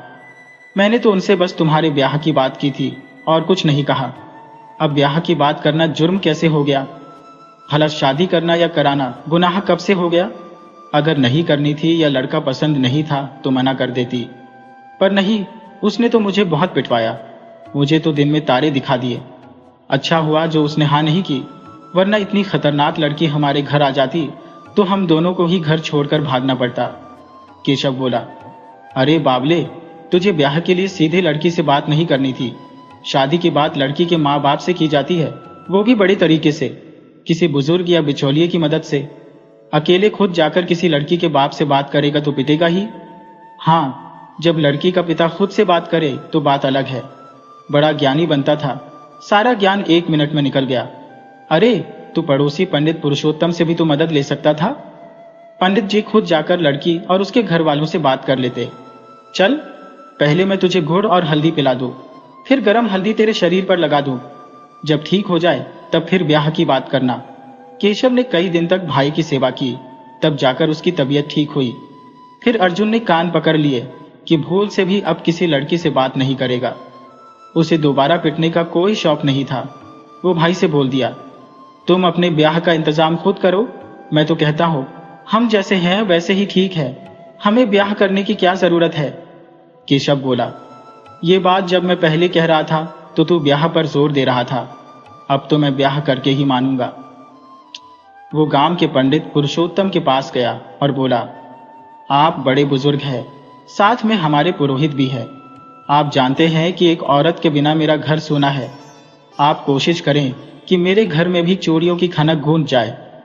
ब्राह्मण बोले, इसमें कौन सी बड़ी बात है, मैं 2-4 दिन में तेरा ब्याह करा देता हूं। मेरा एक जजमान चंपईपुर में है, दोनों पति पत्नी साथ रहते हैं। उसकी एक ही बेटी है जो अब सयानी हो गई है। उसके माँ बाप भी जल्दी से बेटी के हाथ पीले करना चाहते हैं। केशव बोला, इतनी जल्दी मैं पैसों का इंतजाम कहां से करूंगा, ब्याह में तो बड़े खर्चे होते हैं। ब्राह्मण बोले, खर्चे की चिंता उधर भी है, लड़की के पिता के पास भी पैसे नहीं है, तो बस अकेले मेरे साथ चलना, मैं तुम दोनों का ब्याह मंदिर में करा दूंगा। औरत घर में आ जाएगी। अरे, जिसकी जितनी हैसियत होती है वो उतनी ही भक्ति कर पाता है। ब्याह का मतलब ये थोड़े ही है कि सारा धन लुटा दो। अपनी ताकत के हिसाब से खर्च करना चाहिए, कर्जदार बनना कोई जरूरी नहीं है। केशव को बात समझ में आ गई तो वो ब्याह के लिए तैयार हो गया। वो भाई से बोला, तुम भी मेरे साथ चलो, हम चंपईपुर ब्याह के लिए जा रहे हैं। अर्जुन बोला, नहीं, मुझे कहीं नहीं जाना, मैं 2-4 साल तक अपने गांव से बाहर नहीं जा सकता। तो केशव पंडित जी के साथ चंपईपुर चला गया। पंडित जी ने अपने यजमान को समझा बुझाकर उसकी बेटी से केशव का ब्याह करा दिया। केशव अपनी पत्नी को लेकर घर आ गया। अर्जुन को अब भाभी को देखने की कोई जल्दी नहीं थी। अब बिना किसी धूम धड़ाके के केशव का ब्याह हो गया था। औरत साधारण तरीके से घर आ गई थी तो शाम को उसे ही खाना बनाना पड़ा। जब वो दोनों को खाना खिलाने चली तो अर्जुन को देखकर भड़क गई। कमीना, तुम! अर्जुन भी उसे देखकर घबरा गया। वो वही तालाब वाली लड़की थी जिसने अर्जुन को पिटवाया था। अर्जुन भागकर घर से बाहर आ गया तो वो औरत केशव पर बरस पड़ी। तुम उस कमीने के भाई हो, मुझे पता होता तो मैं तुमसे कभी ब्याह नहीं करती। मैं इस बदतमीज को पिटवा चुकी हूं। ये मुझे 2 पतियों के साथ रहने को कह रहा था कि हम दोनों मिलकर तुम्हें साथ रखेंगे, रानी की तरह। केशव ने पत्नी को समझाया, तुम दोनों एक दूसरे को गलत समझ रहे हो। अर्जुन ने जो कहा था वो गलत नहीं था। एक औरत जब घर में आती है तो सबकी प्यारी होती है। हाँ, उसके नाते अलग अलग होते हैं। पति के लिए वो पत्नी होती है, देवर के लिए भाभी होती है, सास ससुर के लिए बहू होती है। सब उसे अपना मानते हैं। औरत की सुरक्षा की जिम्मेदारी पूरे परिवार पर होती है। हर कोई जब बाहर से कमाकर लाता है तो उस औरत को ही अपनी कमाई दे देता है, क्योंकि वो किसी न किसी रिश्ते से अपनी होती है। वो घर में एक की पत्नी होकर भी सबका ख्याल रखती है, वो सबको अपना मानती है। अर्जुन तुम्हें पत्नी बनाने की बात नहीं कर रहा था, तुम गलत समझ गई। उसे अपनी बात सही ढंग से कहना नहीं आया और वो ये भी नहीं समझता कि किसी लड़की से ब्याह की बात सीधे नहीं करनी चाहिए। खैर, अब जो हो गया उसे भूल जाओ और अर्जुन को भी माफ कर दो। उस स्त्री को अपनी गलती का एहसास हुआ। वो बोली, आप ठीक कह रहे हैं, गलती मुझसे ही हुई है। मुझे उनकी आधी अधूरी बात को समझ जाना चाहिए था। मैं अपनी गलती के लिए उनसे माफी मांग लेती हूँ। वो घर से बाहर अर्जुन के पास गई और बोली, देवर जी, मुझे माफ कर दो, मुझसे गलती हो गई थी, मैं आपकी बात नहीं समझ पाई थी। आपने भी तो बात ऐसे कही थी कि लगा जैसे आप मुझे 2 पतियों के साथ रहने को कह रहे हैं। अर्जुन बोला, मैंने ऐसा कहा था? मैंने तो ये कहा था कि हम दोनों तुम्हें रानी की तरह रखेंगे। रानी की तरह सिर्फ पत्नी को ही थोड़े रखा जा सकता है। रानी की तरह तो घर की हर औरत को रखना चाहिए। अर्जुन समझ गया कि भाभी ने उस दिन कोई गलती नहीं की थी। हर शरीफ औरत वही करती जो उस दिन भाभी ने मेरे साथ किया था। इस तरह सब गिले शिकवे दूर हुए और दोनों भाई अपनी जिंदगी में आगे बढ़ गए। 1 साल तक सब कुछ ठीक ठाक चलता रहा। तभी स्त्री के मायके से खबर आई कि उसकी मां बीमार है, तो वो अपने पति केशव के साथ चली गई। उसके पिता ने बेटी से कहा, तुम अब निर्मलपुर मत जाओ, यही रहकर हमारी देखभाल करो। केशव को भी कह दो कि यही रुक जाए, वहां अर्जुन को रहने दे। यहां हमारे पास जमीन की कोई कमी नहीं है। मेहनत करने पर 2 रोटी कभी कम नहीं पड़ेगी। आखिर तुम ही हमारी बेटी भी हो और बेटा भी। तुम्हारे सिवा हमारा और कोई है भी नहीं, इसलिए अब यहां से मत जाना। जब औरत ने ये बात अपने पति केशव को बताई तो वो भी ससुराल में रहने को तैयार हो गया। उधर जब कई महीने तक केशव अपनी पत्नी के साथ निर्मलपुर वापस नहीं लौटा तो अर्जुन पता लगाने के लिए चंपाईपुर गया। वो भाई भाभी से मिला और बोला, तुम कब तक यहीं पड़े रहोगे? मैं वहां अकेले ऊब गया हूं, मुझे रोज चूल्हा फूंकना पड़ता है। तब केशव की पत्नी ने समझाया, देवर जी, हम अब आपके गांव नहीं आ सकते, हमारी भी अब मजबूरी है। मुझे अपने माँ बाप की सेवा करनी है, उनकी कोई दूसरी औलाद नहीं है तो सब मुझे ही देखना है। रही बात तुम्हारे भाई की, तो वो भी अब नहीं जाएंगे। वो चले गए तो यहाँ की खेती कौन संभालेगा? अच्छा होगा कि आप भी ब्याह कर लो। मेरे गांव में 3-4 लड़कियां हैं, तुम किसी को भी पसंद करके ब्याह कर सकते हो और अपना घर बसा सकते हो। 3-4 में से कोई भी बुरी नहीं है। अर्जुन बोला, नहीं नहीं, मुझे आपकी सहेलियों के बारे में अच्छे से पता है। सबकी सब बहुत गुस्सैल है, जब उनका मन करेगा मेरी हड्डियां तोड़ती रहेंगी। भाभी अर्जुन को बहुत तरह से समझाती रही, देखो, जो लड़की एक बार किसी की पत्नी बन जाती है उसे पति की इज्जत करना आ जाता है, उसका रहन सहन बदल जाता है। देखो, हमारे पड़ोस वाली शांति सबसे अच्छी लड़की है, बहुत गरीब है। उसके साथ सिर्फ उसकी माँ है। उसके 2 भाई हैं जो ब्याह होते ही अपनी पत्नियों के साथ अलग हो गए। शांति की माँ का कोई भरोसा नहीं, कब दुनिया से चल बसे, बेचारी अनाथ हो जाएगी। समय रहते उससे ब्याह कर लो, बेचारी को नई जिंदगी मिल जाएगी और तुम जैसा प्यारा पति भी मिल जाएगा। तुम बहुत अच्छे हो, तुम्हारे जैसा तो तुम्हारे भाई भी नहीं है। तुम अकेले घर में खाना बनाओगे तो मुझे बहुत बुरा लगेगा। मेरी खातिर मेरी बात मानकर मेरी सहेली से ब्याह कर लो। लेकिन अर्जुन ने भाभी की एक न मानी और घर लौट आया। तब उसकी भाभी ने अपनी सहेली शांति को कुछ समझाया, अब तुम मेरे कहे अनुसार काम करो, तभी तेरा घर बस पाएगा। इस गरीबी में एक लड़की का ब्याह कर पाना कितना मुश्किल होता है, ये मैं अच्छी तरह जानती हूँ। अगर ब्याह हो भी गया तो पैसे वाला पति मिल ही जाए, इसकी कोई गारंटी नहीं। किसी को मूर्ख मिलता है तो किसी को नशेड़ी, जिंदगी नरक बन जाती है। लेकिन अर्जुन मेरा परखा हुआ है, बिल्कुल संत जैसा है। औरत की इज्जत करना उसे आता है, तुम किसी भी तरह उससे ब्याह कर लो। जब सहेली को समझाया तो वो भी जुगाड़ में लग गई, लेकिन मुश्किल ये थी कि अर्जुन उसे मिलेगा कहाँ। वो जंगल में कुछ सहेलियों के साथ घास और लकड़ी लेने जरूर जाती थी, मगर अर्जुन अब उधर नहीं आता था। अर्जुन का सब्जी का खेत गांव के पास ही था, तो वो गांव में ही रह जाता था। शांति महीनों से अर्जुन के जंगल आने का इंतजार कर रही थी। वो कहीं भी अर्जुन से एक बार मिलना चाहती थी, पर मिल नहीं पा रही थी। उसे अर्जुन से एक उम्मीद बंध गई थी। अर्जुन ही उसे अच्छा लगने लगा था और वो उसी के साथ अपना घर बसाना चाहती थी।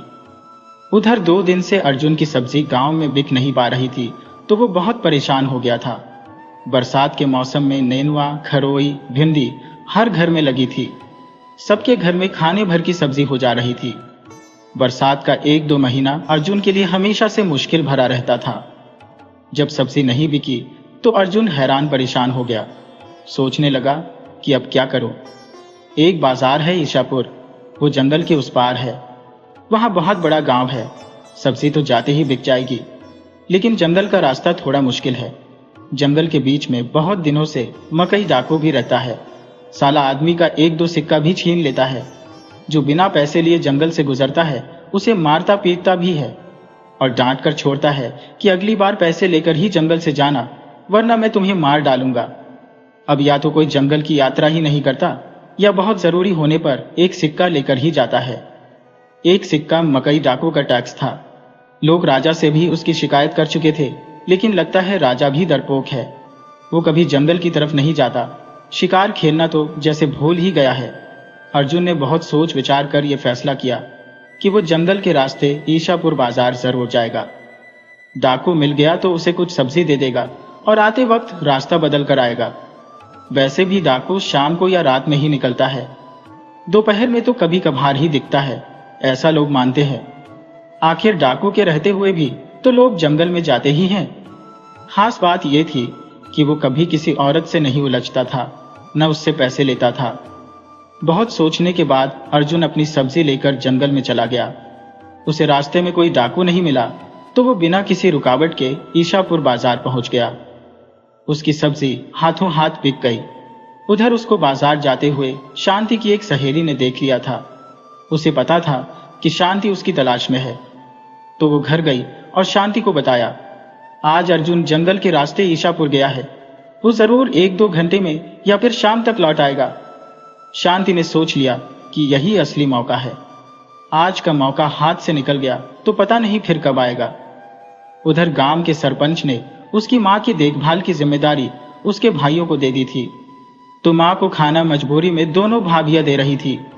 लेकिन शांति के लिए न तो किसी के पास सोचने का वक्त था, न किसी को उसकी फिक्र थी, तो अब उसे अपना भला बुरा खुद ही सोचना था। वो अपनी सहेली के भरोसे थी, तो वो जल्दी से जंगल की तरफ निकल गई। उधर अब शाम होने वाली थी। उसे अर्जुन से मिलने की जितनी खुशी थी, उतना ही अब रात होने का डर भी लगने लगा था। वो बार बार रास्ते की तरफ देख रही थी कि तभी उसे अर्जुन आता हुआ दिखाई दिया। उसे देखकर उसका दिल तो जैसे बाग बाग हो गया। उसे लगा जैसे दुनिया की सारी दौलत मिल गई हो। लेकिन उसे अर्जुन को अपनी तरफ खींचने के लिए नाटक भी तो करना था। तो अर्जुन के पास आते ही वो जोर जोर से रोने लगी। अर्जुन एक अकेली लड़की को रोता देख ठिठक गया। उसने इधर उधर देखा तो उसे कोई दिखाई नहीं दिया। वो लड़की के पास आया और बोला, तुम जंगल में रो क्यों रही हो? तुम्हें अब घर लौट जाना चाहिए। क्या हुआ है तुम्हें? लड़की बोली, मैं अनाथ हो गई हूं, अब मेरा कोई नहीं है, मैं जंगल में मरने के लिए आई हूं। अर्जुन बोला, बहुत अच्छा सोची हो, तुम्हें मरना ही चाहिए। अरे तुम तो वही लड़की हो, मैं पहचान गया, तुम चंपईपुर की हो। 1 साल पहले मेरे चबूतरे पर लात मारी थी। अब मरने आई हो तो मर जाओ। अब तक रुकी क्यों हो और रो क्यों रही हो? शांति बोली, मुझे मरने से बहुत डर लग रहा है। मैं आज नहीं मरना चाहती, मैं 2-4 दिन बाद मरना चाहती हूँ। अर्जुन बोला, तो इसमें रोने वाली क्या बात है? घर लौट जाओ और 3-4 दिन बाद ही आकर मर लेना। वैसे जंगल में मरने लायक कई जगहें हैं, तुम चाहो तो बताओ। शांति बोली, कोई जरूरत नहीं है, मुझे सब पता है कहाँ मरना है। निर्दयी कहीं के, निष्ठुर। अर्जुन बोला, हाँ तुम तो बड़ी दयावान हो, मुझे पता है। जाओ अपने घर लौट जाओ। शांति बोली, जब एक बार घर से निकल गई तो घर कैसे जाऊं? अब जंगल में ही रहूंगी। अब चाहे जो होना है होगा। तुम अपने रास्ते जाओ, मैं तुमसे कोई मदद नहीं मांग रही। अर्जुन बोला, नखरे मत दिखाओ, जाओ घर लौट जाओ। मुझे पता है तुम मेरी भाभी की सहेली हो, तुम उसके घर ही रह जाना। शांति बोली, तो फिर मुझे उसके घर ले चलो, आखिर उसका हिस्सा भी तो निर्मलपुर में है। मैं अब अपने गांव नहीं जा सकती, तो सहेली के ससुराल में तो 2-4 दिन रह ही सकती हूँ। अर्जुन बोला, लेकिन भाभी तो मायके में है। शांति बोली, चाहे वो कहीं भी हो, घर तो अपना वहीं छोड़ गई है, उसे उठाकर साथ तो नहीं ले गई। मैं उसके घर में रह लूंगी। अर्जुन बोला, पैंतरा क्यों लगा रही हो? साफ साफ कहो कि तुम्हारे साथ चलना है, तुम्हारे साथ ही मुझे रहना है, ब्याह करना है। शांति बोली, जब सब समझ ही रहे हो तो फिर बहस किस बात की? चलो अब देर मत करो, जंगल में रात हो रही है, पहले जंगल से बाहर निकलो। दोनों तेजी से जंगल से बाहर निकले। जंगल से बाहर आने के बाद अर्जुन बोला, अब तुम अपने घर लौट जाओ, इस तरह तुम मेरे साथ गई तो तेरी बहुत बदनामी होगी। शांति बोली, बकवास बंद करो और घर चलो। जब मैं तेरी पत्नी बनने को तैयार हो तो फिर इज्जत जाने की कौन सी बात है? अर्जुन बोला, मुझे तेरे लात नहीं खाने हैं, तू अब घर जा। शांति बोली, वो मुझसे गलती हो गई थी, मुझे क्या पता था कि तुम एक अच्छे आदमी हो। तुमने ही तो मेरी सहेली से बेकार में वैसी बात बोल दी थी। 2 आदमियों से ब्याह की। अब पता चल गया है कि तुम बहुत अच्छे हो, तो मैं तुम्हारे पास अपनी मर्जी से आ गई हूँ। और तुम खुद सोचो, लड़की अगर सीधी सादी हो जाए तो हर कोई उससे गलत फायदा उठाने की सोचने लगता है। तो लड़की को तीखी मिर्च बनने में क्या बुराई है। अब जब मैं तेरी पत्नी बन जाऊंगी तब मैं तुम नहीं, तुम्हें आप कहकर पुकारूंगी। आपका घर बार संभालना मेरा फर्ज बन जाएगा। आपको फिर मुझसे कोई शिकायत नहीं होगी। मैं आपकी दासी बनकर रहूंगी। मैं कभी भूल से भी लात नहीं मारूंगी। अर्जुन उसे लेकर घर चला आया। अर्जुन को भी एक औरत की जरूरत थी। भले ही वो शांति से इधर उधर की बातें कर रहा था, लेकिन दिल से चाहता था कि ये मेरी पत्नी बन जाए। वो उसे घर ले आया और दूसरे ही दिन उससे ब्याह कर लिया। अनाथ बेसहारा शांति को एक अच्छा घर मिल गया, प्यार करने वाला पति मिल गया, और उसे क्या चाहिए था। वो खुश होकर अर्जुन के साथ रहने लगी। बड़ी बात यह थी कि उसके भाइयों ने बहन की कोई खोज खबर नहीं ली, लेकिन केशव की पत्नी को सब पता था कि शांति मेरे देवर की पत्नी है। सारा खेल तो उसी का रचाया हुआ था। केशव की पत्नी अर्जुन से बहुत प्रभावित थी। जब वो निर्मलपुर में थी तो अर्जुन बिना उससे पूछे कोई काम नहीं करता था। बाहर से अगर पैसे लाता तो उसे ही दे देता था। वो उसकी हर बात मानता था। तो वो समझ गई थी कि अर्जुन किसी भी लड़की के लिए बहुत अच्छा पति साबित होगा। तो उसने बिना सोचे समझे अपनी सहेली को उसके पास भेज दिया था, और अब वो 1 साल से सुख से साथ रह रहे थे। शांति अर्जुन से कहीं ज्यादा समझदार थी। वो एक दिन उसे समझाई, आप इस थोड़ी सी खेती से सिर्फ अपना गुजारा कर सकते हो, कोई तरक्की नहीं कर सकते। अरे जब हम साथ हैं तो कल को बच्चे भी होंगे। उनके लिए घर, उनके लिए जमीन चाहिए। उन्हें हमारी तरह मुश्किल से ब्याह के लिए भटकना ना पड़े, बल्कि इज्जत के साथ, गाजे बाजे के साथ उनका धूम धड़ाके से ब्याह हो। ये तभी हो पाएगा जब हम अच्छा पैसा कमाएंगे। आप ईशापुर बाजार में अपनी सब्जी बेचा करो, वहां आपको दाम अच्छा मिल जाएगा। हम बचत कर पाएंगे, लेकिन कोई भी काम अपना ध्यान रखते हुए करना। खतरे से खेलकर कोई काम मत करना। आपकी जिंदगी मेरे लिए बहुत कीमती है। कोई भी खतरा मोल लेने से पहले एक बार मुझे याद कर लेना। आपके कदम कहीं गलत रास्ते पर भी जा सकते हैं। अक्सर जिसके पास पैसा आ जाता है वो दूसरी औरतों की तरफ खींचने लगता है। उसे शराब अच्छी लगने लगती है। लेकिन जब एक बार सोच लोगे कि घर में भी मेरा कोई है जो मेरा इंतजार कर रहा है, तो कदम गलत जगह नहीं जाएंगे। आप बर्बादी के रास्ते पर चलने से बच जाओगे। अर्जुन बोला, तुम औरत हो, बेवजह दूर की सोच लेती हो। मैं जीते जी किसी पराई औरत की तरफ देख भी नहीं सकता। मुझसे एक के खर्चे ठीक से नहीं चलते तो दूसरी तीसरी के बारे में क्यों सोचो। अपने सिर पर 3-4 मुसीबतें रखकर क्यों घूमो। वो पत्नी को बहुत तरह से समझाया। रिश्ता विश्वास से चलता है। जहां शक हुआ वहां रिश्ता खत्म। साथ रहकर भी दिल नहीं मिल पाते, और जब दिल मिल गए हैं तो वो दूर रहकर भी अलग नहीं हो पाते। दूसरे दिन से अर्जुन सब्जी बेचने ईशापुर बाजार जाने लगा।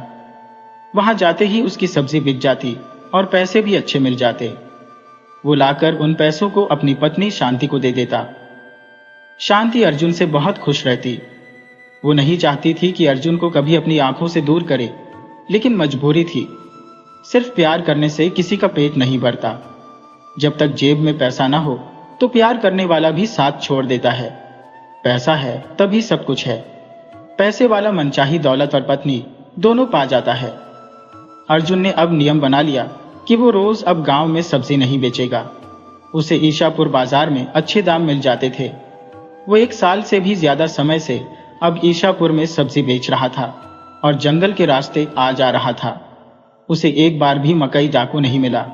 हाँ, वो जरूर सुनता रहता था कि मकई ने आज किसी सेठ को लूटा है, तो कभी सुनता कि किसी राहगीर को बहुत मारा है क्योंकि वो मकई को पैसा नहीं देना चाह रहा था। जब अर्जुन की पत्नी शांति ने सुना कि मकई डाकू सिर्फ पैसा ही नहीं छीनता, वो मारता भी है, तो वो अर्जुन से बोली, आप अब ईशापुर बाजार नहीं जाए तो अच्छा है, क्योंकि मैं जानती हूँ आप पैसे से बहुत प्यार करते हो। किसी दिन मकई के हाथ लग गए तो वो आपको बहुत मारेगा, क्योंकि आप पेट जाना पसंद करोगे लेकिन 1 पैसा उसे नहीं दोगे। इस आदत से आपकी जान पर बनाएगी। अर्जुन बोला, आप जैसा सोच लेती हो वैसी बात नहीं है। पहली बात तो मुझसे डाकू कभी मिलता नहीं, और कभी मिल गया तो मैं उसे पैसे दे दूंगा। उसके साथ मारपीट कौन करेगा। वैसे भी वो गरीब आदमी से एक सिक्का ही लेता है। आप चिंता मत करो, मुझे काम करते रहने दो। शांति बोली, मुझे हर वक्त आपकी चिंता लगी रहती है। पता नहीं वो दिन कब आएगा कि आप कहीं मत जाओ, बस घर पर रहो। हम उतने अमीर कब होंगे कि मौज मस्ती से रह सकें। अर्जुन बोला, भाग्यवान, वो दिन किसी का कभी नहीं आता। वैसे दिन खुद लाने पड़ते हैं। काम करते हुए भी मस्ती से रहा जा सकता है। आप आराम से घर रहो। भगवान ने चाहा तो हम जल्दी ही कुछ नया करेंगे। हमारे घर के सामने वाली 40 बीघा जमीन बिक रही है। हम उसमें से 1-2 बीघा तो खरीद ही लेंगे। फिर जब ज्यादा खेती करेंगे तो हमारे पास ढेर सारे पैसे आ जाएंगे। दूसरे दिन जब अर्जुन ईशापुर बाजार जाने को हुआ तो पत्नी ने मना कर दिया। बोली, आप मौसम का तो ख्याल रखो। आसमान में देखो, काले काले बादल घिर आए हैं। शायद जोरदार बारिश हो सकती है। ऐसे में घर से दूर जाना ठीक नहीं है। अर्जुन बोला, भाग्यवान, ऐसे में सब्जी बहुत महंगी बिकेगी। तुम चिंता मत करो, काले बादल कभी बरसते नहीं, हल्की फुल्की बारिश होगी। वो पत्नी की बात नहीं माना और बाजार चला गया। वहां पहुंचने पर जोरदार बरसात हुई। एक भी आदमी सब्जी खरीदने नहीं आया। उधर दिन ढल गया, शाम होने लगी तो उसने सब्जी आसपास के दुकानदारों को बेचने की कोशिश की, लेकिन दुकानदार बड़े मतलबी थे। वो उसकी मजबूरी का फायदा उठाना चाहते थे। वो जानते थे कि यहां से ये सब्जी वापस नहीं ले जाएगा, या तो मुफ्त में बांटेगा या फिर फेंक कर चला जाएगा। आखिर में अर्जुन ने मुफ्त में कुछ लोगों को सब्जी बांट दी और जल्दी से घर की तरफ लौट चला। अब बारिश बंद हो चुकी थी तो लगभग भागता हुआ अर्जुन घर को चल दिया, लेकिन जंगल के बीच में फिर से जोरदार बारिश होने लगी। अब वो जंगल में छिपने की जगह ढूंढने लगा। उसे डर लग रहा था कि कहीं मकई डाकू न मिल जाए, वरना मुझे बहुत मारेगा, क्योंकि मेरे पास आज एक पैसा भी नहीं है। डरते डरते वो एक पेड़ के पास छिप गया। तभी उसकी नजर पेड़ के पास पड़े एक घड़े पर गई। वो सोचने लगा कि जंगल में ये घड़ा कहां से आ गया, और ये कोई मामूली घड़ा नहीं लग रहा, ये किसी कीमती धातु का है। उसने घड़े का ढक्कन हटाया तो हैरान रह गया। वो सोने के सिक्कों से भरा था। उसने जल्दी से घड़ा उठाया और भरी बरसात में एक घर के लिए भाग लिया। वो अभी 1 मील ही भागा होगा कि रास्ते में मकई डाकू मिल गया। उसके साथ एक और डाकू था जो उसका चेला था। दोनों ने अर्जुन को रोक लिया और पूछने लगे, ये घड़ा तुम्हें किसने दिया है? तब उसने एक झूठी कहानी सुना दी। जंगल में मुझे एक महात्मा जी मिल गए थे, उन्होंने ही ये घड़ा मेरे लिए दिया है।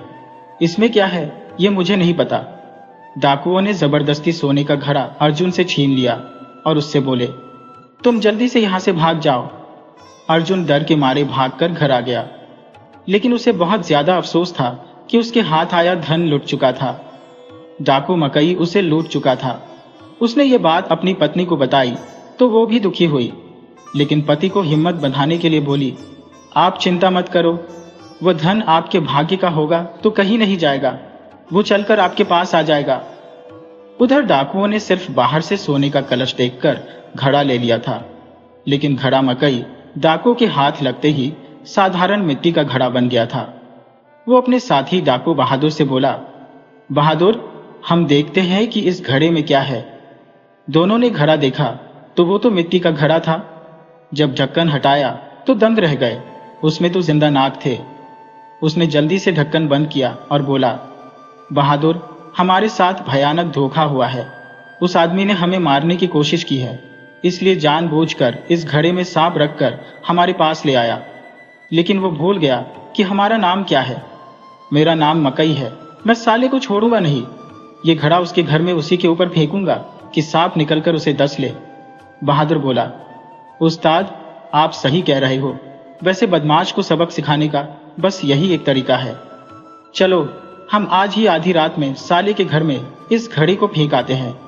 मकई बोला, बहादुर, हमें पता कैसे चलेगा कि वो है कहाँ का? तब बहादुर बोला, सरदार, मुझे पता है।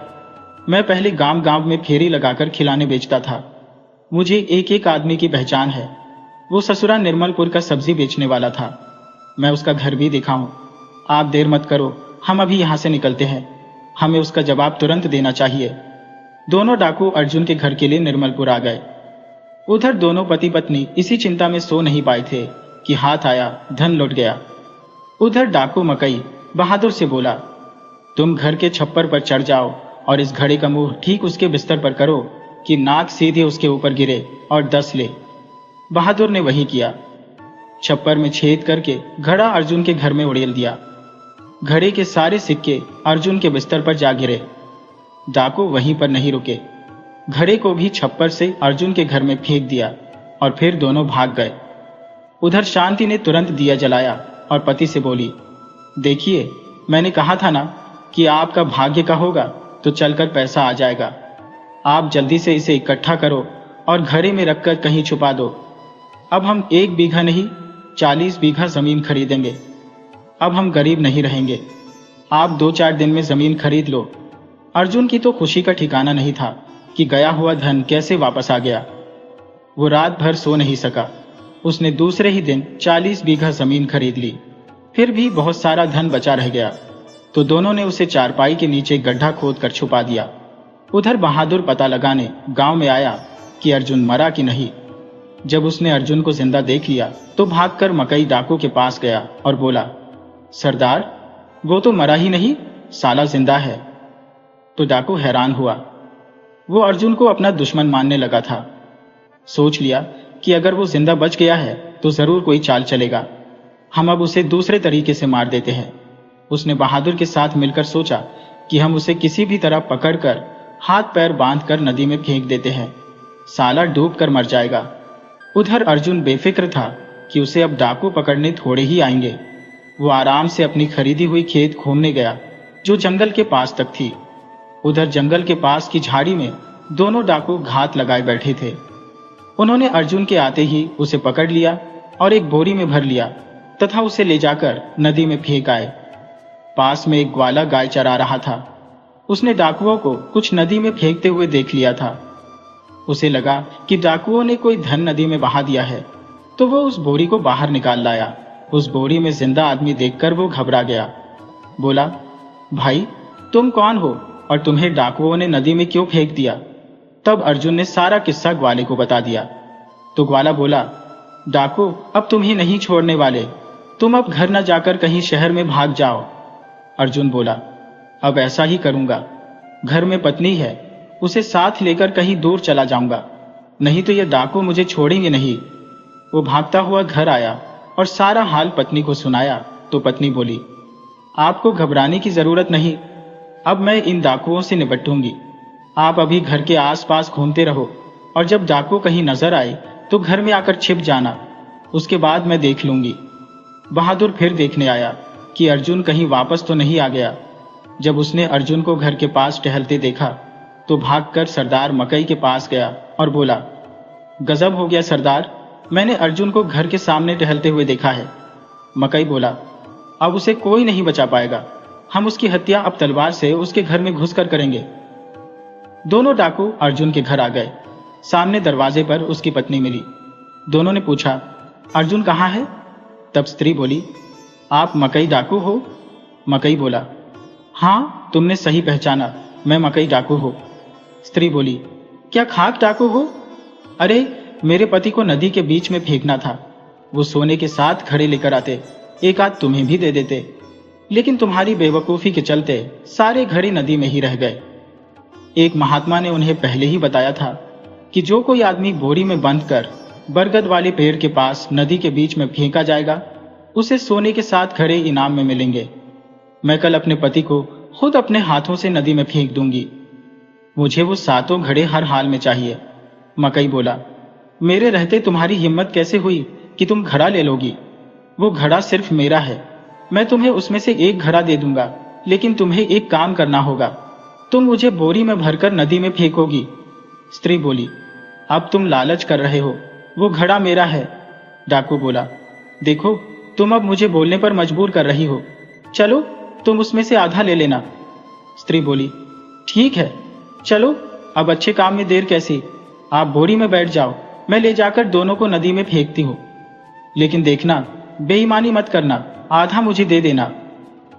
डाकू बोरे में बैठ गए तो स्त्री ने बोरे का मुंह ठीक से बंद किया और पति से बोली, अब देर मत करो, इन्हें नदी में फेंकने की कोई जरूरत नहीं, इन्हें हम जंगल के तालाब में पत्थर बांधकर फेंक देते हैं। तब अर्जुन बोला, नहीं, हम इस बोरी को राजा के हवाले कर देते हैं। मकई पर 10,000 सोने की मोहरों का इनाम है, वो हमें मिल जाएगा, और फिर मरना तो दोनों को है ही, राजा फांसी पर छड़वा देगा। अर्जुन ने दोनों बोरी कोतवाल के हवाले कर दी। डाकुओं को पकड़ने के तरीके पर राजा बहुत खुश हुआ। उसने अर्जुन की पत्नी को 500 सोने की मुद्राएं देकर विदा किया। अर्जुन अपनी पत्नी के साथ खुशी खुशी रहने लगा। शांति ने कोई बेईमानी नहीं की। उसने अपनी सहेली को भी अपने इनाम में से आधा हिस्सा दे दिया। इस तरह केशव की पत्नी भी खुशी खुशी रहने लगी। इस कहानी से यही सीख मिलती है कि जहां हिम्मत और समझदारी होती है, वहां बड़े से बड़ा संकट भी टल जाता है। बुद्धि का सही इस्तेमाल ही इंसान का सबसे बड़ा धन और सबसे बड़ा हथियार है। अगर आपको हमारी ये कहानी अच्छी लगी हो तो हमारे चैनल को सब्सक्राइब करें, इस वीडियो को लाइक करें और इसे अपने दोस्तों के साथ शेयर करें। आपसे फिर मिलते हैं एक नई कहानी के साथ। तब तक के लिए राधे राधे।